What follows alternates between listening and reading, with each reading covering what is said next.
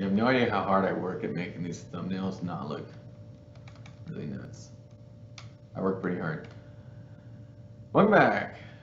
Week 5. Day 5. Lecture 5. Whatever it says. It's not lecture 5. It says 5.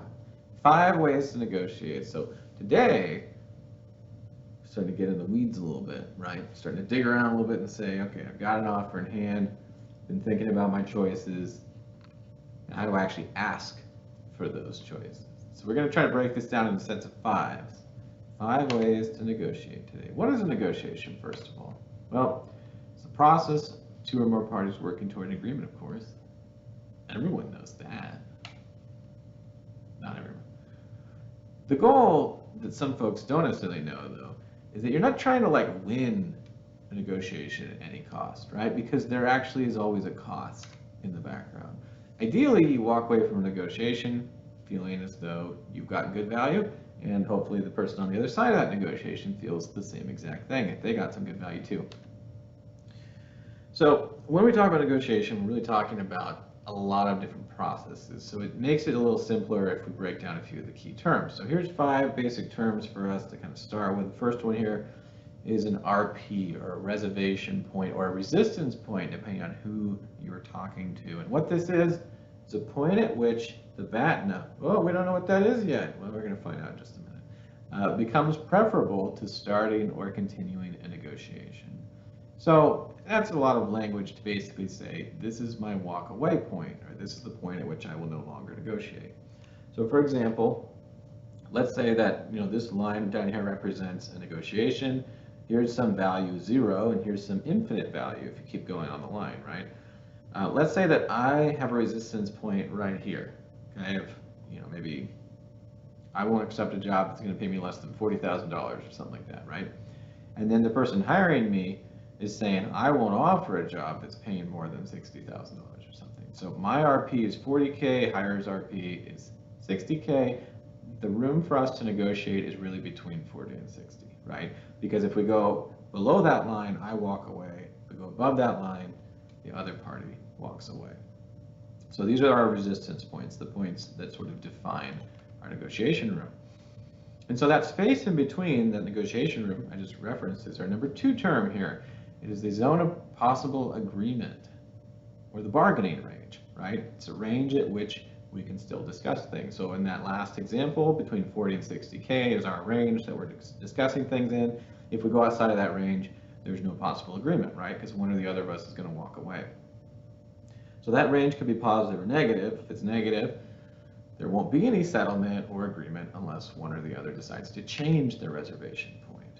So again, let's say, okay, I've bumped it up a little bit. Now I'll say, okay, between 50 and 60 is our range. If I'm being offered 45K and 50K is my RP, 45K is not in my ZOPA, right? It's not in my zone of possible agreement. Taking a walk. Number 3 term, the BATNA. Oh, shoot, now we know what this is. Best alternative to negotiated agreement is a BATNA, right? This is your plan B. So if you do get an offer that's outside of your zone of possible agreement, or if it's below your resistance point, this is what you do instead. So let's say that you don't get an offer of 50K and you've already calculated, you're like, I can't live in this city on less than that, like high cost of living area, need this job to pay that or more, I'm being offered 45K, then my BATNA is to go look for another job, right? Go back to the drawing board, keep hunting around, etc. So in some cases, that's important to remember. It's like you don't have to take what's being offered. If somebody's offering you something beyond what you'll accept in your bargaining range, you got a better alternative, and that's walking away and finding another option. If you're currently in a job, most of the time you're applying for a job, your BATNA is staying in your current job, right? Your best alternative is to stay here unless they're making you an offer worth leaving. Term number 4, AP, or aspiration point. This is the value you would like to get out of negotiation. And it should be within the realm of possibility. Okay? This can't be like, I would like to make $40. What's that? I meant $40 million a year, but $40 also, like that does seem like, wow, outlandishly rich to me. You could be ambitious with this, right? It shouldn't be a number that's like too low, because you're trying to sort of stretch yourself upward and stretch the negotiation upward. but it shouldn't be so high that someone's like, you're clearly not negotiating in good faith. We're finished here, right? And this is where doing your research ahead of time becomes really important. Like knowing what folks get paid in these roles, in these places, under these circumstances of work, with this experience and this education, right? So you really got to do your research, because what sounds good to you might not sound good to them. And if you have no way of justifying that number, it's going to be pretty hard to negotiate for it. If you can guess at what the other side's best alternative is, that's also going to help you negotiate, but often we can't. We don't know necessarily how many people they have lined up to take this job if I say no to it, right?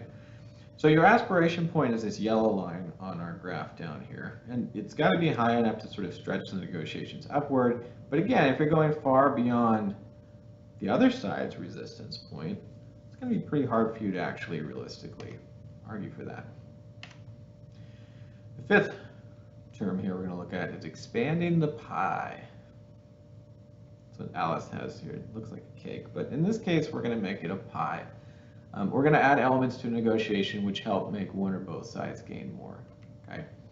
And usually this is because elements are valued differently by each party, and it might feel like I'm not giving up much to let this thing go, and it might feel really valuable to me to have this thing. I think last time we talked about this, maybe not last time, a couple of weeks ago we talked about this in terms of choosing a job offer, where maybe I'm in a situation where I'm being told, or I really feel uncomfortable asking for more pay under the circumstances for which I'm applying, but if I were to be able to get part of my job to be a work from home position, that would be really valuable to me. And then the person I'm negotiating with, the employer, might say, well, that's not too big of a deal to me if you're out of the office a couple days a week, because it's not really costing me anything. I don't really have to give you a bigger salary to do that. And then I accept that as the bargainer, because I'm like, sweet, don't have to drive a couple days a week, save that gas money. So that could be a place where you're expanding the pie a little bit, so that the other side is saying, good, I don't have to pay you more, and you're saying, good, I don't have to come into the office quite as often. These can be added to almost any negotiation, right? It just depends on what you're looking for. Okay? So that was our first five terms for negotiations. Now we're going to look at the 5 parts of negotiations. So number 2, those of you playing along at home. And these are the phases that we're going to look at. There's investigation, determining BATNA, presentation, bargaining, and closure. Ideally, you get through all 5 in a bargaining situation. So number 1, investigating. How do we get our information right? So I mentioned earlier, you got to do your homework a little bit, figure out what are other people making in these situations that are identical to my situation. Well, you also want to be investigating yourself too and saying, like, what are my goals for this negotiation? What is it that I'm trying to get out of this? What's not just like how much money am I trying to get or what kind of benefits am I trying to get, but more along the lines of like, what kind of impression do I need to send in this way, right? Or if I'm working with this person for a long time into the future, what do I need to know and what do I need to offer in order to make this as much of a cooperative sort of negotiation as it can be? What do I want to achieve through doing this? What am I willing to give up?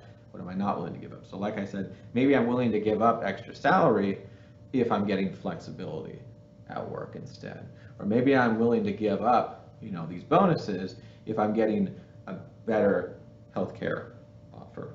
Whatever it happens to be, Whatever has value to you, you want to get. Whatever doesn't have value to you, you can let go of. But going into the negotiation with your own emotions and thoughts in check will help you make a more successful negotiation. So remember, you're trying to keep system 1 kind of, calm during these things. Don't just say what you feel, write down what you're going to do, then say it. Knowing what you want ahead of time also helps, right? Because a lot of times we're in the heat of a conversation, especially an uncomfortable or awkward, potentially negotiation conversation where it is already difficult to say what we mean. And if I've already planned that ahead of time and have some kind of script, I'm going to be more likely to get it. Number 2, task. Determine your BATNA, right? What is my best alternative? This is from Fisher and Urey's book. If you have various alternatives, like different options, you can look at a proposed offer more critically. Makes sense, right?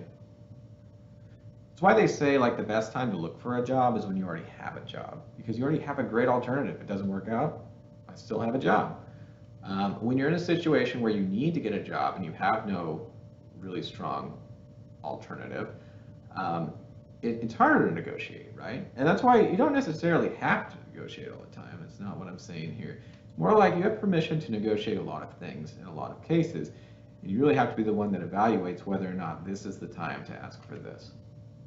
So Fisher and Urey write in their book, the reason you negotiate is to produce something better than the results that you can obtain without negotiating, right? Usually the really big things have to be negotiated. Usually you're not just going to get offered the perfect situation at work on a platter for you. Like maybe that would be great. It doesn't always happen, right? What are those results? What is that alternative? What is your BATNA, your best alternative negotiated agreement? This is the standard against which any proposed agreement should be measured, right? Is it better than what I already have? And having a great BATNA puts you in a great negotiating position. If you have a job that you absolutely love, you're in an incredibly strong negotiation situation if you get an offer elsewhere. Third step, presentation. Assemble information you've gathered that supports your position.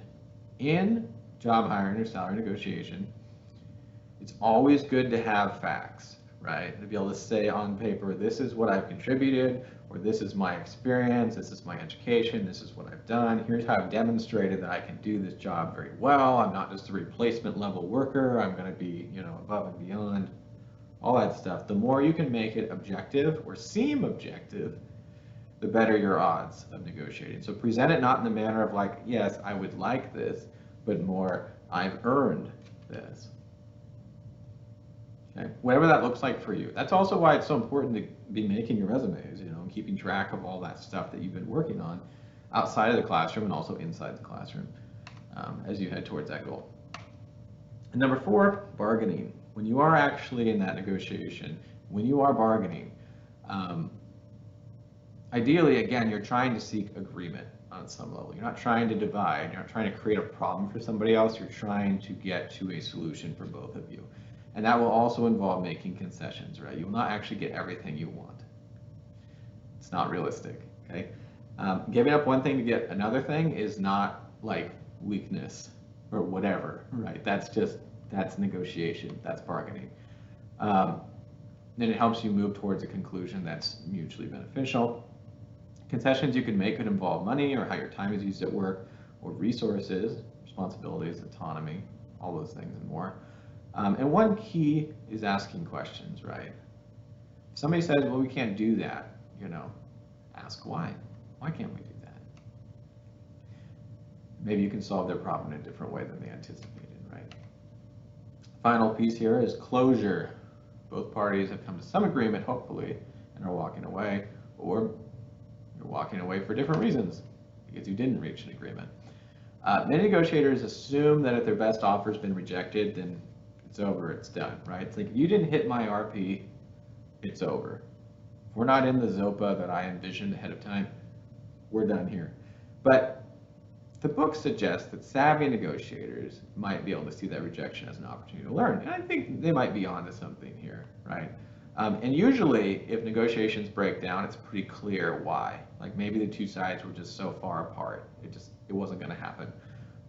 But it doesn't hurt necessarily, unless you left in a very acrimonious manner, to follow up later with phone call or message or whatever to say, hey, I just wanted to check in, and find out if there was something else you were looking for, or blah blah blah blah blah. Like maybe you can get a hint too as far as what do I do next time, to say like, well, we really liked you, but just we're so strapped on the budget right now that nobody was going to get what you were asking for here.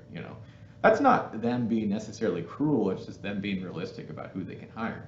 But it also means like, good for you to keep moving along, right? Find the place that is going to meet your needs as well. So we have one more set of 5s today.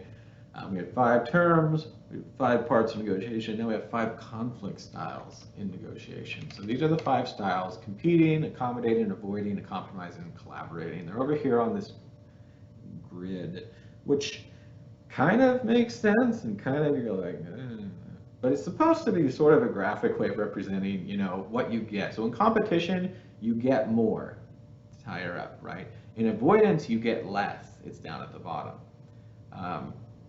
If you're collaborating, you get more, right, up, and they get more, over. If you compromise right in the middle, then it's sort of equivalent for everybody down there. And accommodating is when you give them everything and you don't get anything. So we're trying to kind of hit either collaboration or compromise here most of the time, right?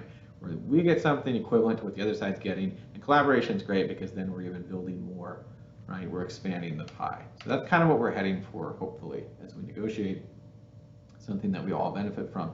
So definitions here, the first, competitive style, I'm trying to get everything.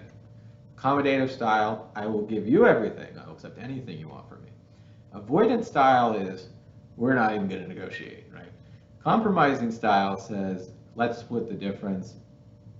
If you offer me 60 and I want 50, can we just hit 55? Collaborative says, well, hey, maybe you can work from home, and maybe I can have this budget solution filled, and whatever else, right? Spread the pie. Is that a phrase?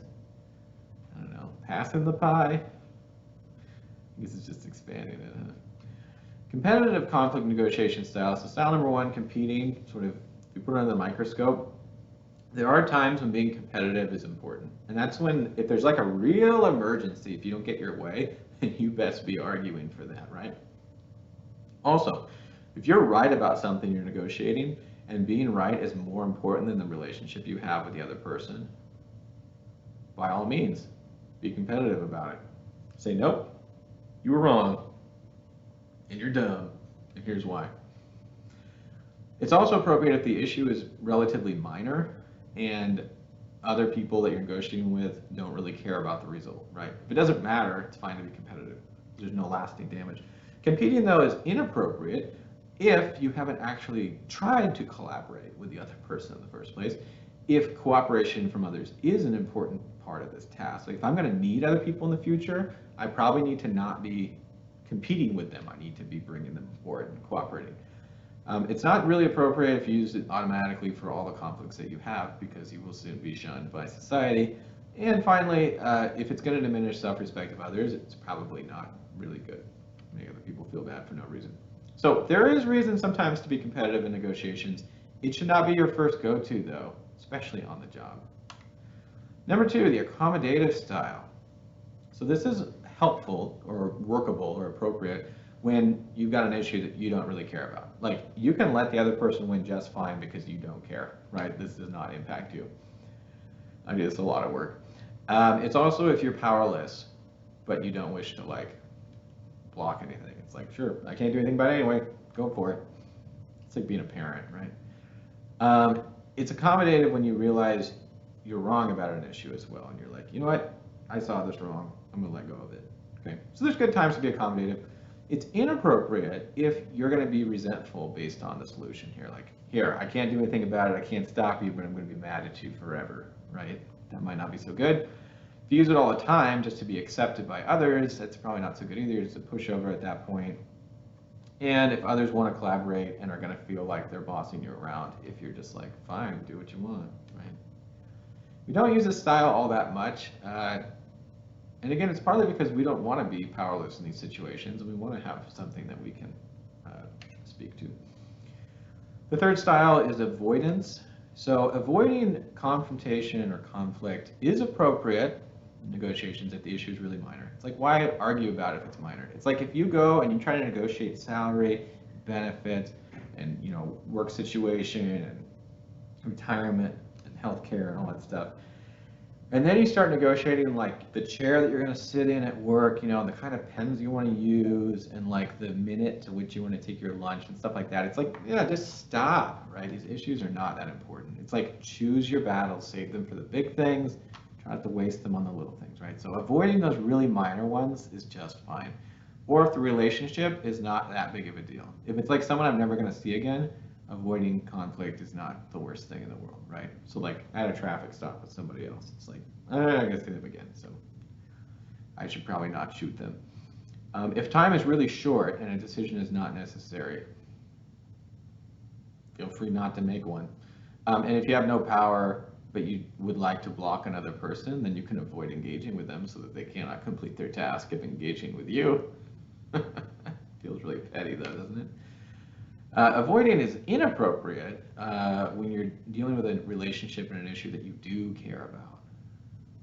Then you probably should engage with the other person. If it's used habitually for most issues, then you're probably just like a non-entity, and that's not always great. If you're leaving a bunch of negative feelings behind, that's probably not so good, and others might benefit from a caring confrontation, then stop avoiding them and talk to them, show them you care, right? James Taylor. Number 4, compromising conflict style. Compromising is appropriate when cooperation is important, but time or resources are limited. So giving up something in order to cooperate with the other side is often important. Also, finding a solution, even one that's not perfect, is a better thing than finding yourself at a stalemate. Okay? Then compromise to get to a solution is better than nothing. At least we got somewhere. Compromising is okay when efforts to collaborate will be misunderstood as sort of trying to force your will through. So if you can't collaborate, compromise is not the worst thing. It's inappropriate if you're trying to find the most creative, most beneficial, most expanded pie version of the goal, right? Because you're kind of giving up the possibility of making something new out there. It's also inappropriate if you can't live with the consequences of compromising. Okay? Makes sense. And the final one here is the 5th style, the collaborative conflict negotiation style. In this case, collaborating is appropriate when you've got important issues and important relationships, right? This is important to me, you are important to me. When cooperation is important, when there's a creative end goal that you're trying to reach, something new, not just let's split the difference like compromise. And if you have hope to address all these concerns, then all those reasons, collaboration is appropriate. It's inappropriate if time is really short, right? And I don't have time to create a new pie out here or paint the roses. It's inappropriate if issues are not important. It's like, why are you wasting your energy on this? It's not so applicable if you're already overloaded and there's not enough benefit to make this kind of negotiation worth it. And if the goals of the other parties are certainly wrong, then why would you collaborate with them at all, right? So having said all that, all those 5s, should you try to negotiate ultimately? Well, probably. According to a survey of careerbuilder.com, 58% of hiring managers say they leave some negotiating room when extending initial or first job interviews. The survey also found that many of the hiring managers agreed to a candidate's request for a higher salary. So they were happy to collaborate. Salary negotiation has become a growing opportunity in the job acquisition process, says Bill Hawkins. Candidates who fail to make a counteroffer could forfeit significant income, right? Ugh, so stressful. But keep in mind, you want to be able to work with these people in the future too. So sometimes being competitive and trying to get all you can is not actually going to set you up well to get what you need in the future. So factor that in. And then finally, not a 5, but a 7. 7 steps to negotiating a higher salary. 1 is you got to overcome the fear, right? What am I really risking here? 2, get the facts, do my homework. What is realistic as far as my aspiration point? Build your case is number 3. What makes me unique? What can I bring that nobody else can bring? 4, know what you want and what happens if I get it, or what happens if I don't get it. 5, begin assertively. Negotiate the power and the relationships. We're going to talk about that more this week and next week as well. 6, don't make the first offer, right? We're going to talk about anchoring in class. And finally, listen more than you talk. You can always learn more by listening. Figure out what they need and then try to collaborate. We'll go from there. Talk to you guys soon. Looking forward to discussion. Bye-bye.